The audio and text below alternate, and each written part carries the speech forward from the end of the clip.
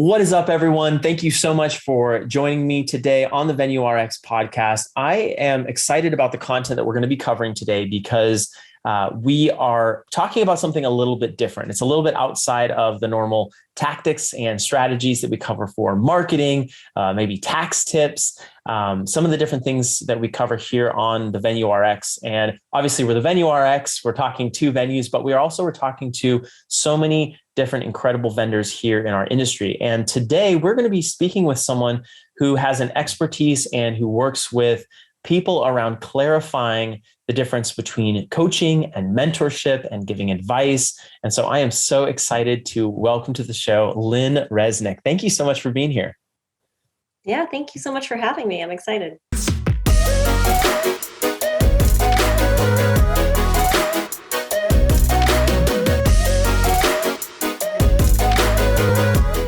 Well, I'm excited too. And like I was saying, in the intro there, I don't really think that we've covered anything like this. And I think there may be a lot of confusion out in the market, as wedding and event pros. And I think just business owners in general, as soon as you get started, it's kind of like, we know we need help. We know we need some mentorship. We know we need coaching possibly. But then there's all this content on YouTube, and there's our friends, and there's maybe someone we know who started a course or something. And so there's a lot of maybe confusion around it. And so I'm excited to kind of work with you to help dispel some of that and provide clarity around this topic. Yes, me too. And I actually was an educator as a previous career. I taught high school for 10 years before becoming a photographer and getting into the industry. And so coming from a background in education, getting into this industry was like, but wait, how do I get started? Like, where do I go? What do you mean there's not a class I can take, or, those things that are just like really easily and like certifiable that you can know you're getting like trusted content or like people you can go to. I think the industry has changed a lot even since 2012 when I got into it, and become a lot more open. So changed in a lot of ways for the better, but there are still just so many question marks. And if anything now, there's just so much more to wade through because there is so much, like you said, out there. So I'm happy to be able to dig into this and also promote and hopefully like support the idea that we should all be, once we get to that certain point, giving advice and maybe thinking about mentorship and giving back to the industry in some way. I love that. Lynne, you mentioned a little bit about your background, and I'm passionate about origin stories and really unpacking, where you came from, how you started this. Give us, the listeners, everyone on YouTube and listening on podcasts, a peek into your professional journey and what brought you now to doing what you do today.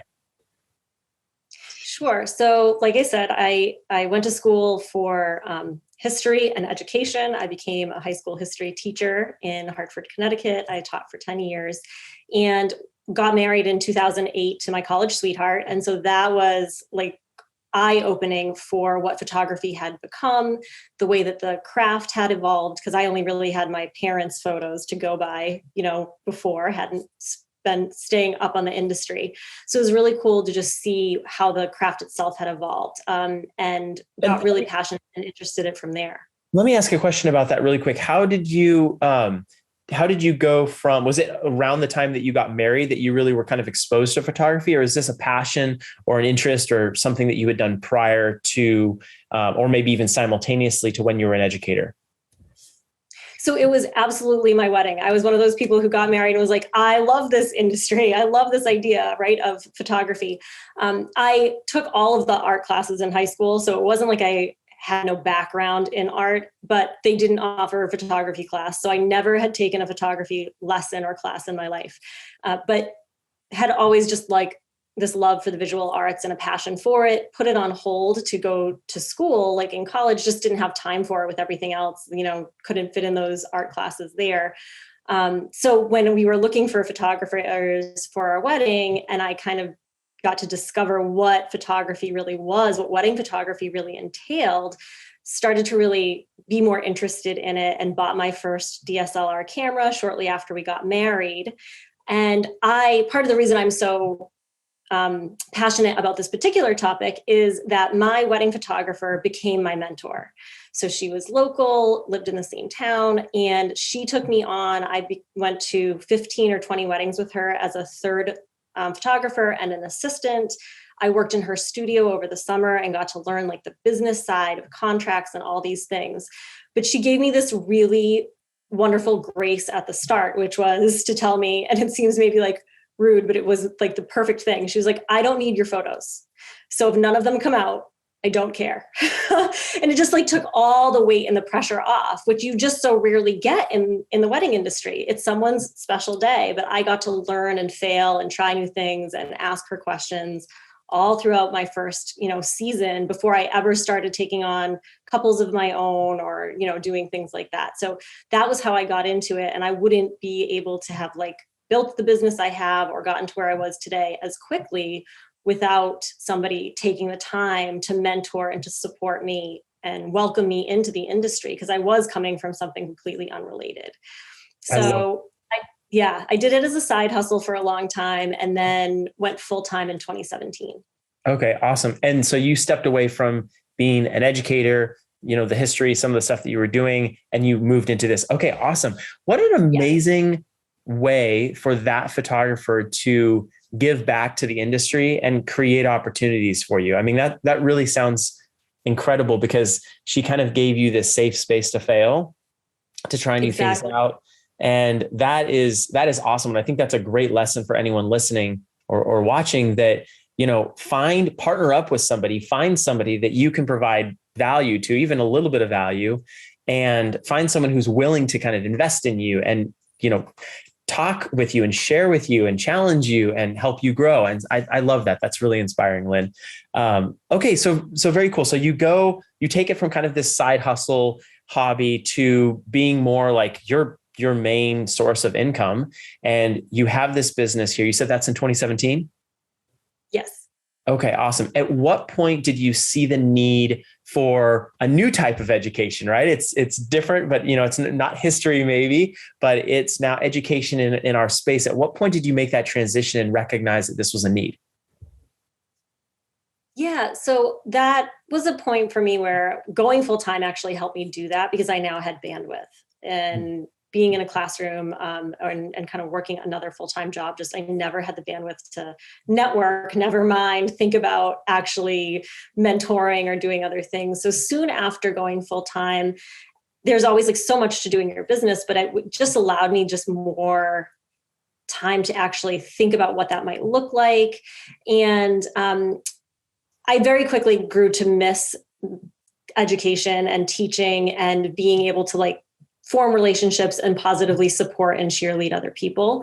Mm-hmm. I love doing that. And so I didn't leave the classroom because I didn't like teaching. It was just a new passion that took over and helped me to transition into my next career. Okay. So being able to weave mentorship and support back in pretty early on, I started doing workshops for flat lay photography and dipping my toes into like live local workshops. I've now designed my first course, but mentorship is one of the things I'm super passionate about, because it is this fostering of a longer term relationship with a person to really help and support and guide them. And it feels like I get to pay it forward every time I do that now, because I was the recipient of that and benefited so much. And I love being able to actually do that for new people coming up in the industry.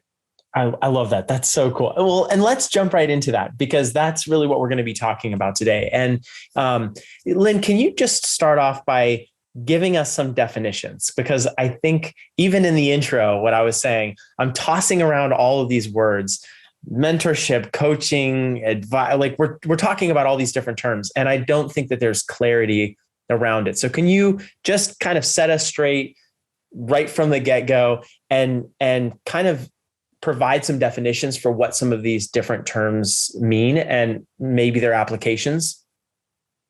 Absolutely. There are some basic differences I think that are important to note. So first is mentorship. And this is one I hear probably the most often in the industry when we talk about supporting other people.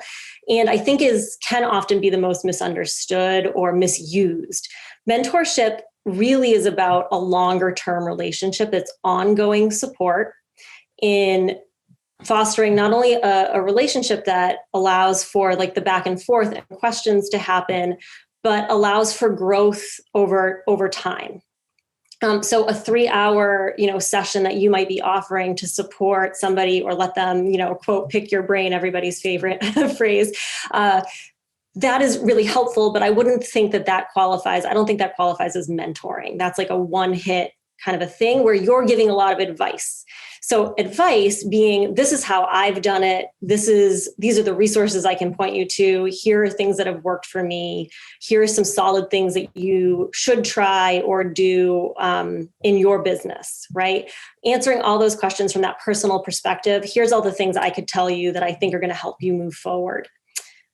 Coaching is a third thing completely, and something that I think certified coaches would be excited to know that we're clarifying for them too. I work with a coach and she's really passionate about this, that this is a different thing on its own. Coaches do or can get certified, number one. So something to know that there is actually training around coaching.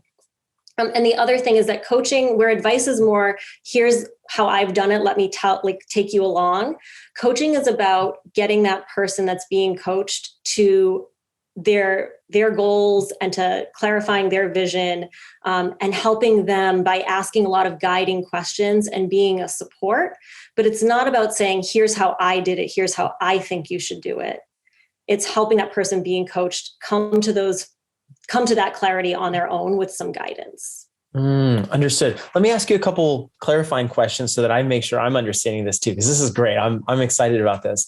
Advice sounds almost more like a shot you would get, or like a vitamin that you would take, or something like that, to kind of give you some maybe targeted advice on one specific topic. But it's kind of like this piecemeal thing. Am I hearing that correctly?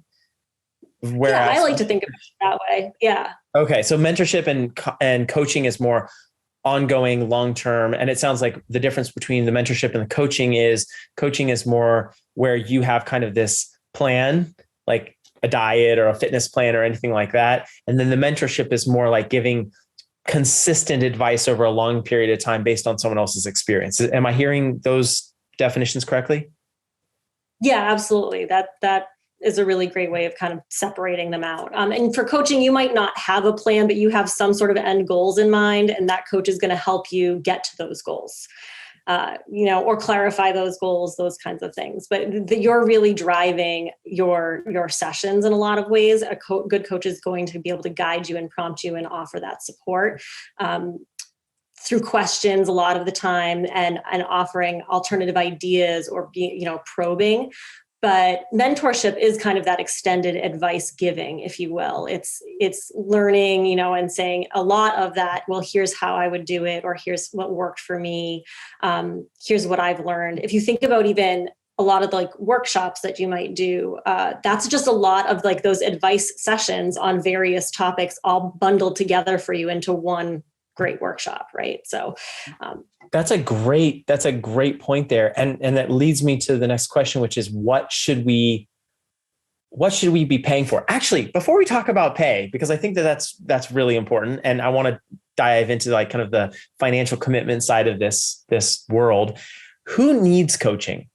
Who needs mentorship? Who needs advice? If someone's listening to this right now and they're maybe considering, maybe they know they need help, right? They maybe Googled something. They're here on this podcast. They found this conversation that we're talking through right now. And whether it's on Spotify or iTunes or YouTube, wherever it is, right? They're trying to learn.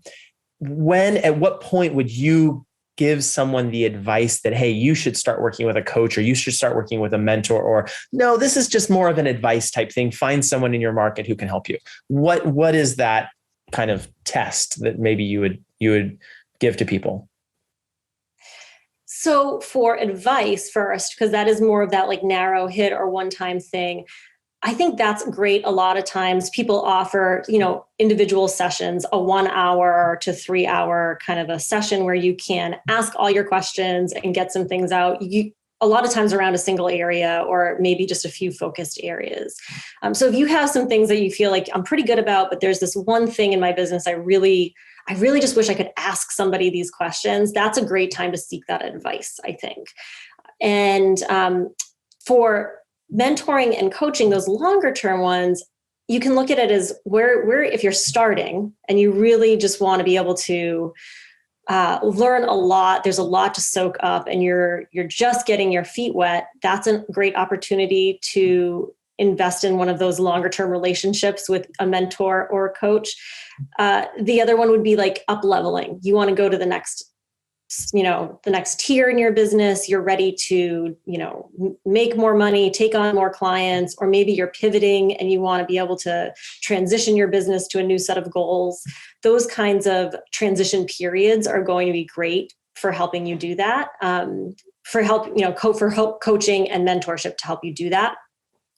That said, I also think that we could all probably benefit from long-term support more than we might think or give credit to. I've been working with a coach for maybe 4 years now, and we have monthly calls, and she's been incredible. I've done a lot of transitioning during that time. I've moved, I've started to pivot into education more, doing all these things, but there's like no end in sight for me feeling like I need the just clarity and support I get from our conversations together, as she really pushes me to think more deeply about the goals I'm setting and why, and to, work through my business and life with intention.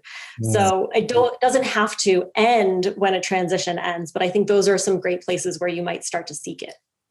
Absolutely. Do you feel, and I love this conversation because I'm getting a lot of clarity myself around these.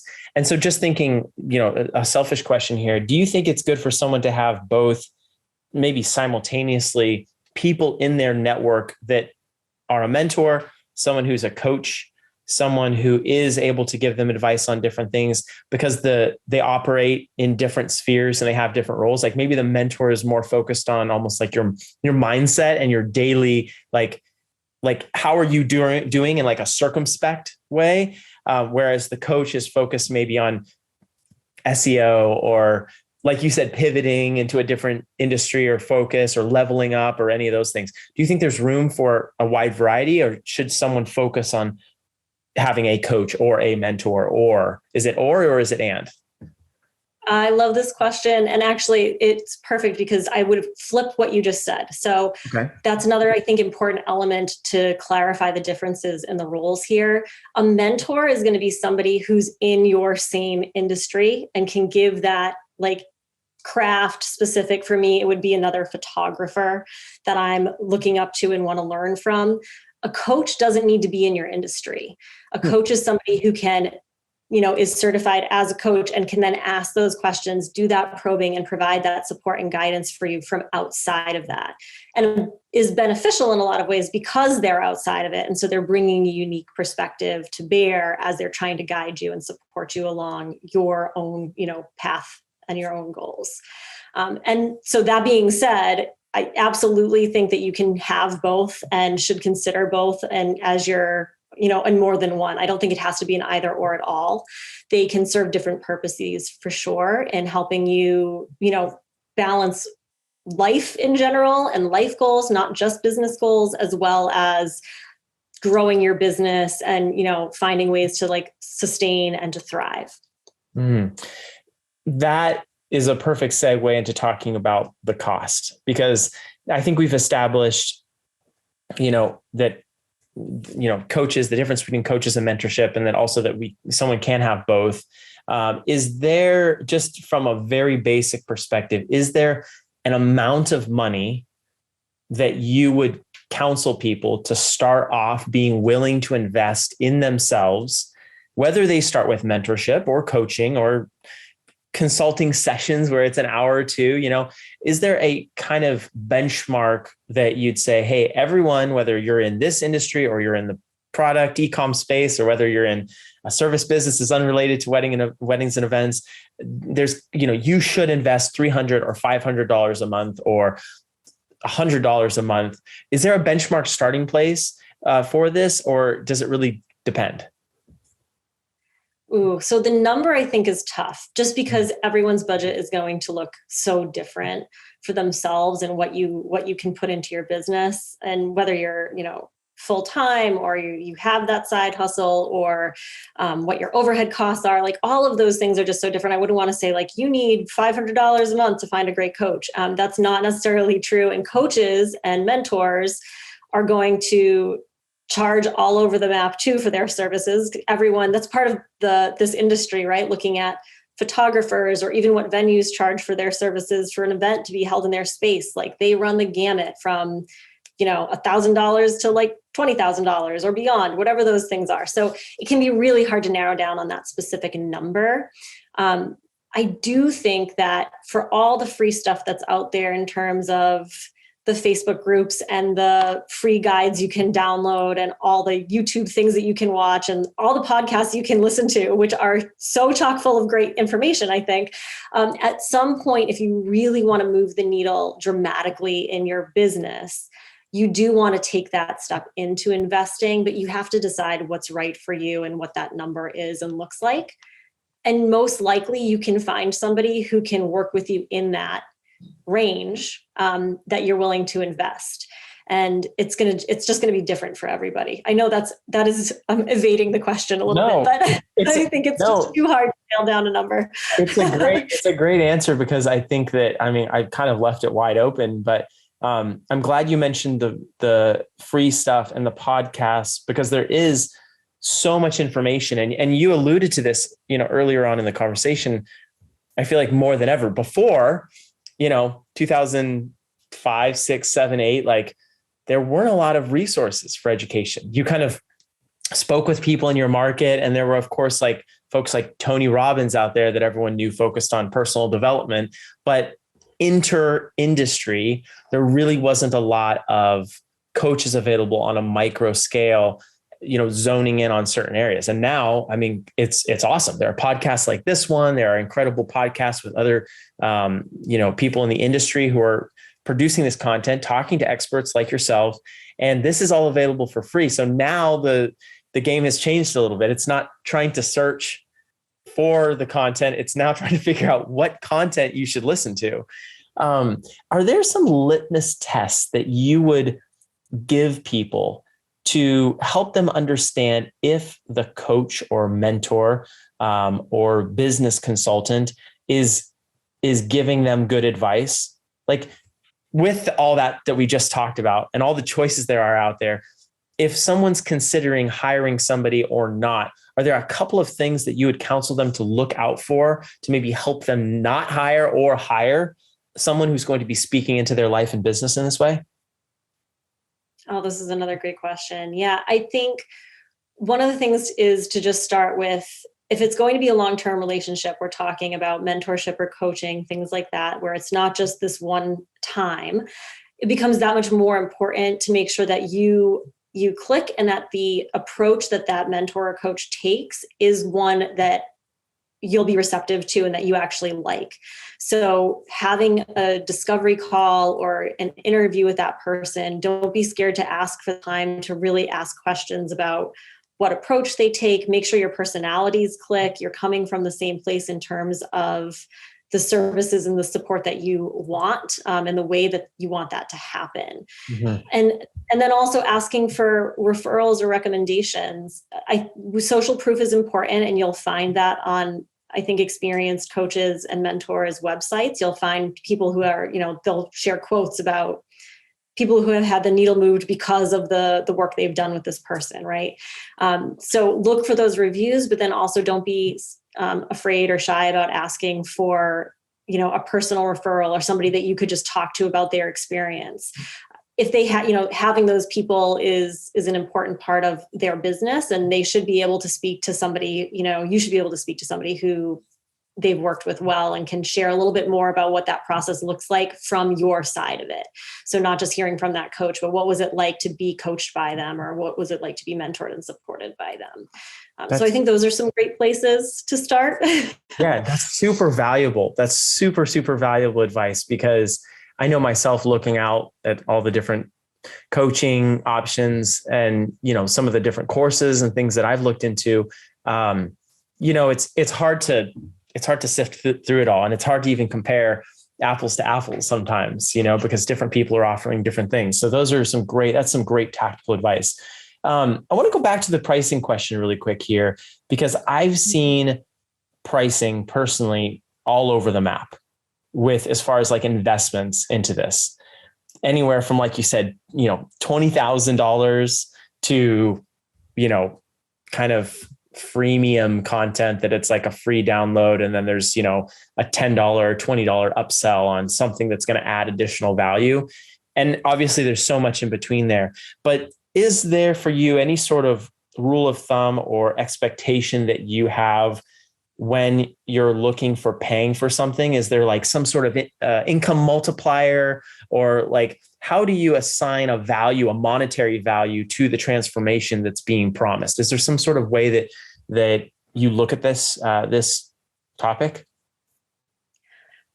Well, one of the things actually that I look for as maybe a red flag here is those promises for what might seem like too good to be true, like 6 figures in 6 months, or the first page of Google and SEO, like guaranteed, right? Just follow this program. Like, multiply that times how many people are downloading that, or are working with that person. Like, there's no way they can guarantee you that. I just don't think that's a thing.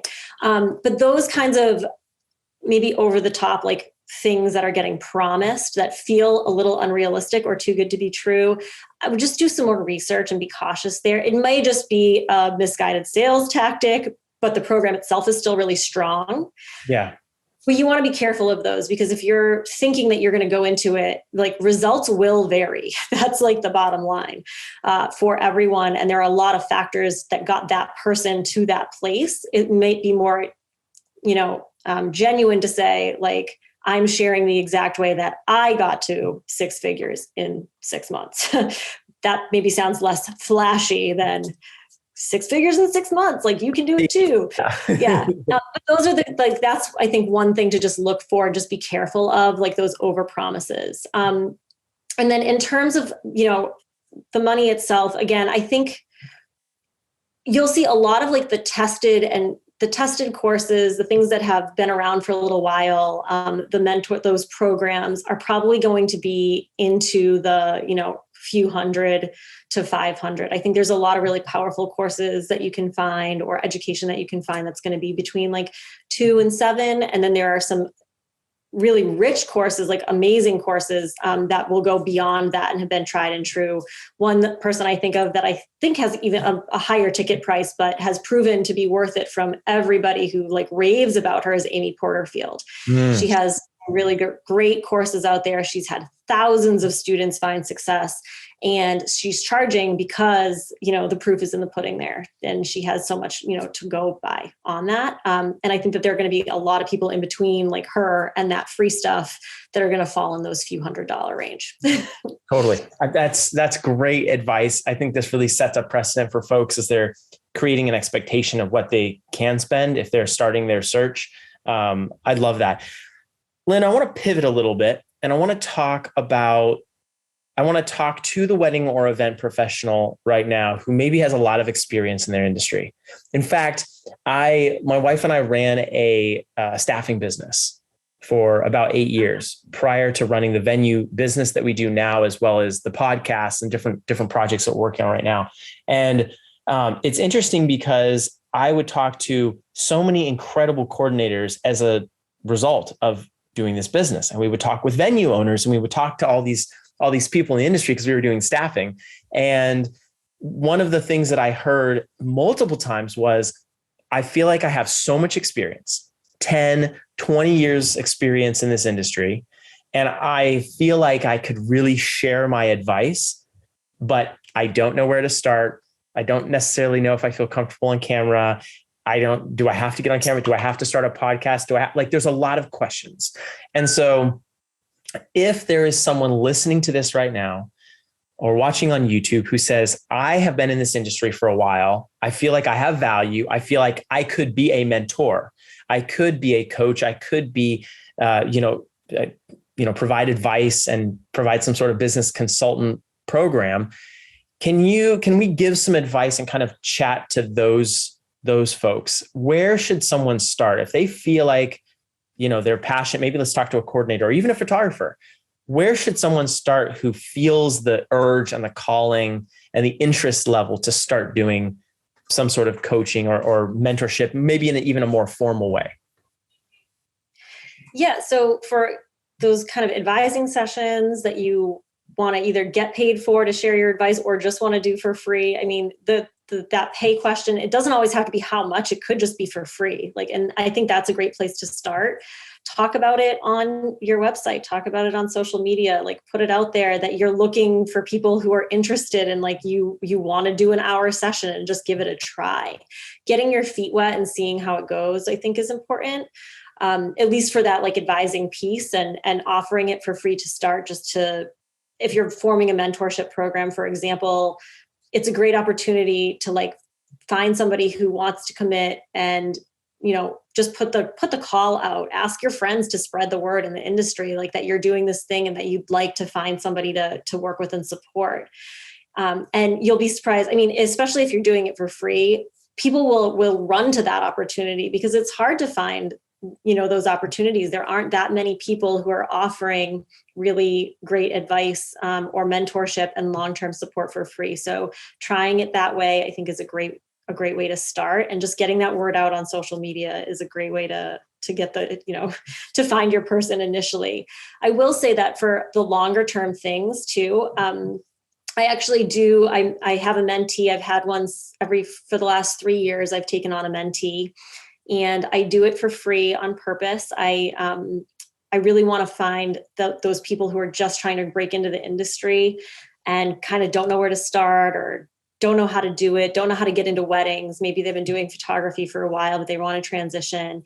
And so it's a really particular target market for me of the person who's going to be the right fit for this. And I want a year commitment. I want to work with them all year. So they're going to come on at least 10 weddings with me, and we're going to have quarterly 2-hour, support or advising sessions that happen so that all those questions you didn't have time for on weddings, we can actually dig into more. We can get into the business side of things, and they come along as an assistant and a third shooter. So they're building their portfolio as they go as well. So there's a lot of benefit that they have, but now I also have an assistant with me that I get to rely on a wedding day that helps me serve my couples better and makes it run more smoothly. So for me, even though I'm not getting any money for that and that person's not getting money, we're exchanging services and education and really being able to support each other. So I like to do that with one person a year and, hopefully plan to do that for the rest of my career, to just be able to really pour into and support that one person. That's so cool. Thank you. Yeah, it's really fun. With a longer commitment though, I actually put together a little job description for myself. I post it on my website. I share it all over social. I get all my friends to share that I'm doing it and refer people to it. But I ask for a cover letter and a resume because I want a little bit more effort put in to acknowledge that this is a long-term commitment and it's not just a 1-hour session or something that you can flake on partway through, that there is a commitment there. And then I have a contract that we sign together about what we're exchanging, even though it's not money. What are the commitments each person is making to the other over the course of that year? So we're setting really clear expectations up front about that. And having just that little extra thing, it's not normal. I don't think that you'd have to do this for, finding a mentor necessarily, but because I do it for a year, I really want that person to be committed. And that little extra step of a cover letter and resume helps to self-select some really great candidates for me as options. Absolutely. Well, first, I just think it's admirable that you're doing this and providing this as a service, because someone just like your life was made better by being able to work with your mentor who kind of allowed you that safe space to fail and encouraged you. You're doing this now and you're kind of paying it forward. So I totally love that. I have a question though about this. How often do you find that the problems that you're helping your mentee work through, or the maybe the issues that you're tackling, are not related to photography, and maybe even not related to business, but related to some area of life as it intersects business and handling that? Maybe multitasking. Maybe someone has a family and what's work-life balance look like? And some of these other things that maybe aren't directly related to photography as a craft, but more related to business mindset, things like that. How often are you encountering that? Those things definitely come up, not on wedding days, which is good, because that's not good. a great place. Nope. Not a great place for that. But certainly in those advising sessions that we do quarterly, sometime, those things will come up. And a lot of times it's more about juggling all of the balls that we have as small business owners. Mm-hmm. And being a mom, my last mentee is a mom of 2 girls, and, with the pandemic and teaching, having to become like a school teacher at home and having your kids home all the time and like doing all those things on top of it, it made for a really interesting, year for her, trying to balance all of those roles and all of those things. And we're all dealing with that. So those things certainly come in, and I don't shy away from, at the very least, just being able to like listen and hear those frustrations out, because I think a lot of times people just need to be able to talk about it and feel like they're not alone. And I can certainly relate to those things. And one of the most valuable things I think I can convey to my mentees is that a lot of those either insecurities or frustrations or hard time juggling things, like they never go away. They shift, they maybe look a little different, but they don't just go away completely. It's not like you reach a point in your career where you stop having imposter syndrome or every client is a perfect client, or, those kinds of things. That just like doesn't happen. And so being able to show them that, you can, climb this ladder or make these improvements, grow your business, but it's still going to be real life, and you're still going to have those challenges, and we can, face them together. Awesome. You mentioned imposter syndrome, and I want to wrap up with a conversation around that. And I'm also excited because you said that you have a exciting freebie that we're going to be putting in the link on YouTube and also in the link on podcast. So I want to cover that. So if you're listening, you got to hang out for that and check the description on YouTube or some of the links on iTunes or Spotify, because Lynne has an awesome download to kind of help you in making some of these decisions around coaches or mentors. But Lynne, I want to ask about the imposter syndrome, because if we're talking here to business owners who might want to take that step, a photographer who's experienced, who's been doing it for a while, or a coordinator, or whatever the industry or trade is, how do you know when you're ready? Like, how do you know? Because you said that about imposter syndrome, that it never goes away. I can see somebody maybe who doesn't have the confidence to like put their foot out there and like really start making their voice heard. But they do have the experience. And so what kind of guidance could you give to somebody like that, who in one frame of mind feels really, really excited and wants to do this, but then on the other side, maybe on a bad day, is like, the negative voice is going on inside their head saying, well, there are people who've done it better, or there's already someone in my space doing this, or, the advice that I'm giving is not necessarily groundbreaking, or, some of these like negative thoughts that can really cloud people's heads. What do you do with that? We all go through that, right? I'm not alone in this. This is like a thing we all share. Yeah. Right. So first of all is knowing we all go through that. We all have those moments. One of the things actually from when I was back when I was teaching that I've carried with me is whenever you're teaching a new course for the first time, or, as a first year teacher, everything is new. You can get really stressed out about, planning and staying ahead of the kids and all those things. And literally the advice somebody gave me was, you just have to be a day ahead of your students. Mm-hmm. Like if worse comes to worse, you just have to be a day ahead of your students. They're never going to know the difference. And as long as you're a day ahead, you're going to be fine. And I think that we have to put some stuff in perspective for ourselves. If you've been in this industry for 10 years or 5 years even, and you have a successful business, you're still doing it, you have something to offer. And you're going to be way more than just a day ahead of somebody who's trying to get into the industry or somebody who's just growing for the first time. You don't have to have all the answers. You should absolutely come with some humility about the fact that you've not tried all the things, you've not faced or conquered every mountain, but you can talk from your own perspective about, where you've been and how you got to where you are, and have some great advice to share, even if it's just, the things that you did wrong, so you can help somebody avoid making those same mistakes. We all have those experiences we can share. So find a way to do it and approach it that feels, authentic to you, and it doesn't feel like you're making that overpromise of a thing that you can't deliver on. But if you can come from a place of, I know I have something to share because I've done this for long enough, right?